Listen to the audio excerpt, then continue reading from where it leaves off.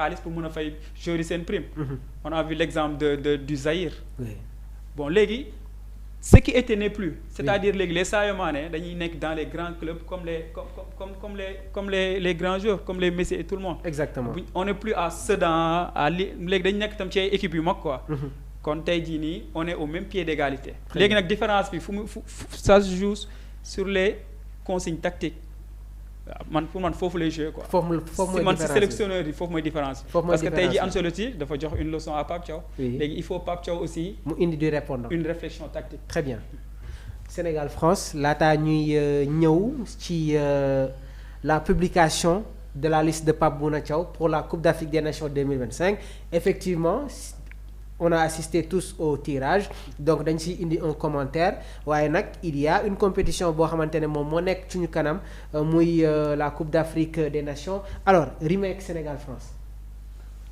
waaw bon ma tey jii match la boo xam ne pour man les Français l'attendaient depuis lors tey jii bon il paraît que gars yi ils ont demandé beaucoup de matchs amicaux ak Sénégal France. Oui. Surtout en 2003. que Sénégal avait refusé ils ont finalement joué avec la Côte d'Ivoire je pense ils avaient gagné 3-0. très bien donc tey jii bon match la boo xam ne parce que tey jii soo xoolee comme par exemple même El Hadj Diouf tu vois c'est comme que il est taquin. à chaque fois su gisee les joueurs français da leen di kaañoo ci loolu. donc je pense que loolu tamit France dina ko kii mais tey jii soo xoolee. contexte yi c'est différent. parce que tey jii soo jëlee 2002. Sénégal bu muy joué ak France sur les 21 étaient dans le championnat français. tey jii pratiquement. Actuellement nii c'est différent parce que tey jii mën nga ne Sénégal.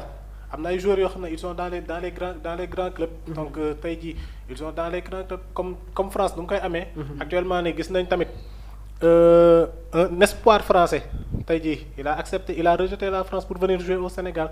donc tey jii dafa am contexte bu bëri mais à chaque fois comme dans les grands matchs toujours c'est la bataille tactique qui importe le plus quoi. très bien tey jii bataille tactique bi foofu la match bi mën di dérouler woo. parce que. mënuñ ñëw jël benn kii parce que mënuñ ñëw équipe bu toll ni France donc du ñëw par exemple match coupe du monde mu ñëw teg loo xam ne daf ciy caaxaan wala mu jëlee ci désillusion. Maintenant c'est au Sénégal tey jii de faire les bons choix de trouver la bonne formule. pour mën a déjouer li nga xam ne moo di tactique française. très bien donc mu nekkoon des commentaires signés par nos consultants yi nga xamante ne ñoom la ñu dalal tey ci bile plateau donc le Sénégal qui fait partie du groupe I donc la France le Sénégal Norvège ñi ngeen xaarani tamit les barrages F2 pour savoir exactement kan mooy compléter le groupe I alors comme ni ma ko waxee sànq rek le sélectionneur de l'équipe nationale du Sénégal Pape Bouna Thiaw mi ngi woon fële nga xamante ne moom mooy ca Washington donc boobu ba tey nag ñi ngi xaarani la publication de la liste des joueurs retenus pour aller défendre les couleurs de l'équipe donc le Sénégal débutera la compétition le 23 décembre contre le Botswana avant d'affronter la RDC le 27 et le Bénin le 30 des matchs clés pour reconquérir le titre perdu en 2023 donc Pape Thiaw publiera finalement sa première liste officielle pour la Coupe d'Afrique des Nations 2025 le jeudi 11 décembre sûrement il y aura une conférence de presse pour permettre aussi aux journalistes d'aborder certaines questions amoon na ay incertitudes Habib Diarra Assane Diao Ismaïla Sarr Cheikh Tidiane Sabaly Habib Diallo mais il y a les nouvelles rassurantes Assane Diao reprendre na li nga xamante ne moom mooy entraînement bi Habib Diallo pareil Cheikh Tidiane Sabaly Habib Diarra sànq sax gis nañu Cesc Fabregas jotoon na yëkkati ay kàddu nee na Habib rafetluwul sortie bi nga xamante ne sax moom defoon na ko alors Ismaïla Sarr moom itamit il y avait des interrogations mais les nouvelles sont rassurantes est-ce que jàpp nga ne que il peut y avoir des surprises sur la liste de Pape Bouna Thiaw pour la prochaine Coupe d'Afrique des Nations. non je pense pas. yaakaaroo ko. non je pense pas maanaam pour man bu amee surprise ci liste bi à ce stade rek. maanaam y a un manque de professionnalisme. très bien man loolu laa gis parce que mënoo ñëw à un pas exemple. Coupe d'Afrique c'est dans quelques semaines ou dans quelques jours. soit am nga moo tax bés ma ne fii peut-être am na match bu ñu doon joué soit contre Brésil man dafa war a doon. dafa war a jege ak suñu 11 de départ dafa war a jege ak 11 de départ u premier match Coupe d'Afrique d'accord même match amicaux yi di ñëw c'est pas des matchs yoo xam il paraît que après remise bi war na am 2 matchs amicaux. oui c'est-à-dire 2 matchs yooyu noonu. c'est des matchs pas amicaux. Oui. mais c'est des matchs de préparation. De préparation. c'est-à-dire équipe bu mu war a teg. sauf blessure.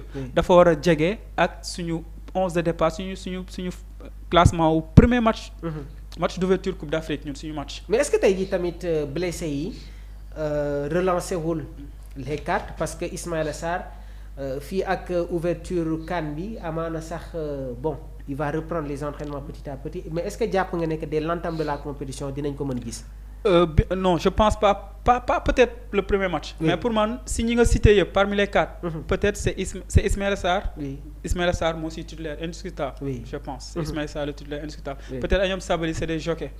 mais bon Habib Diarra peut-être dernier match yi on n'a pas gisuñu absence sérieusement on n'a pas vu l'absence d'Habib Diarra. Oui. sérieusement. mais bon nag d'après contre man le Brésil un joueur comme Habib nous a manqué quand même. man je pense que même Habib bu joué woon contre le parce que booy xool. booy xool par exemple contre le Brésil c'était pas match boo xam ne da ngay soxla ay joueurs de projection. xam nga tey jii nii dëgg la Habib Diarra c'est un bon joueur mais est-ce que analyser nañ Habib Diarra est-ce que analyser nañ ko sans ballon parce que day dugal quoi. Oui. il marque des buts. Oui. mais est-ce que moom absence am si milieu terrain bi est-ce que day def défaut peut-être ci côté droit bi animation côté droit peut-être. mais pour man dans l'entrejeu wala yooyu noonu pour man du def défaut. tandis que un joueur comme Ismaïla Sarr c'est un homme de couloir. tandis que match yi ñuy wax nii da ngay soxla ay homme de couloir yu fort.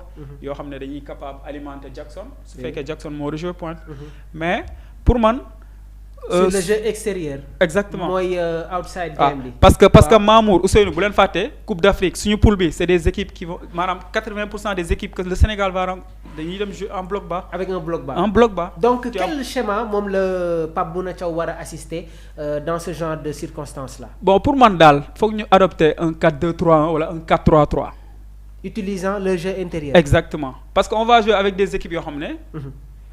dañuy garer bus parce que ils vont se dire c'est le Sénégal y a Sadio Mané y a tel léegi comme ñoom ils vont nous attendre. ñoom si dernier tiers bi la ñuy xaar léegi si dernier tiers bi il faut des joueurs capables de combiner comme les Elimane. capables de combiner ñoom Sadio Mané. dans le jeu intérieur. d'accord parce que équipe yi ñuy jouer à part peut-être bu ñu demee Coupe du Monde équipe yi ñuy jouer en Afrique nii à part bu ñu génnee deuxième tour. gisuma équipe yoo xam ne dañuy jël de haut. d'accord peut-être tout le monde a vu l'exemple du Brésil. mais c'est les grandes nations qui vont jouer contre nous. qui vont jouer comme ça contre nous. donc ci foofu tamit. il faut que joueurs yi ñu jël seen ay responsabilités parce que toujours yaa ngi koy wax sur cette Coupe d'Afrique des Nations équipe yi dañuy xaar Sénégal donc cela veut dire que il y aura de la densité ils vont jouer avec un bloc bas. léegi nag l'objectif du jeu intérieur.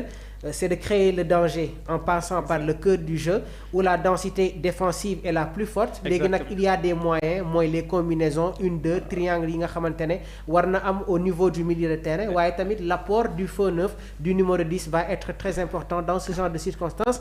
Iliman Ndiaye c'est une bonne pioche dans ce genre de problème là. Bien sûr Iliman Ndiaye c'est une très très bonne pioche. man tey jii pour man suñu maanaam suñu nekkoon dans un club. dañuy ne Iliman est notre meilleur recrue. D'accord en termes de jeu dans les petits espaces. rapidité. Oui. vision de jeu. Ouais. léegi nag pour man il faut ñu associer maanaam les talents associés il faut ñu boole leen. pour mu mun a génne dara daal. pour man loolu la quoi même su fekkee sax dañuy teg benn milieu de terrain ci banc bi. ñu utiliser Elimane.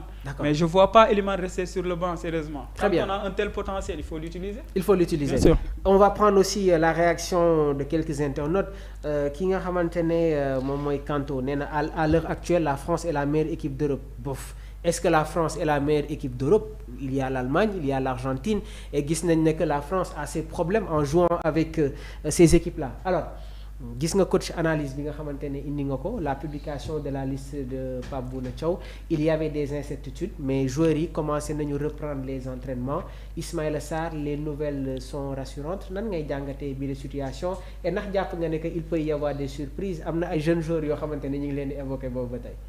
Bon surprise nag je ne pense pas que mu am quoi. parce que tey jii je pense que soo ñëwee jouer sa qualification ba dara desul lu dul dem ci compétition. je pense pas que dina am benn jour boo xam ne musuñ ko woon woo.